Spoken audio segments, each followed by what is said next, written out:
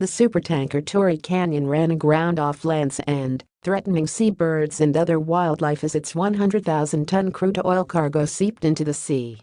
The West Country was on the brink of an environmental disaster on this day in 1967 after supertanker Torrey Canyon ran aground on rocks between Land's End and the Scilly Isles and began to leak its cargo of crude oil into the sea.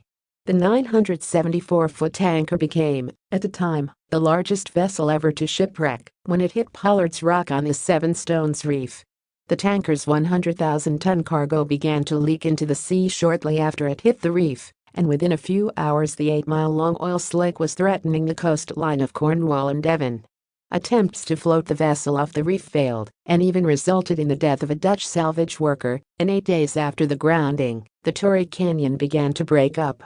When thousands of gallons of detergent failed to disperse the oil, the RAF and Royal Navy were called in to bomb the supertanker to burn off some of the oil, forming the now 35-mile-long slick and scuttle the ship.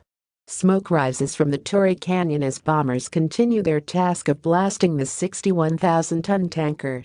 Only after 42 1,000-pound bombs and barrels of aviation fuel were dropped on the wreck did the slick start to burn, and it was another 48 hours before the Torrey Canyon sank to the seabed.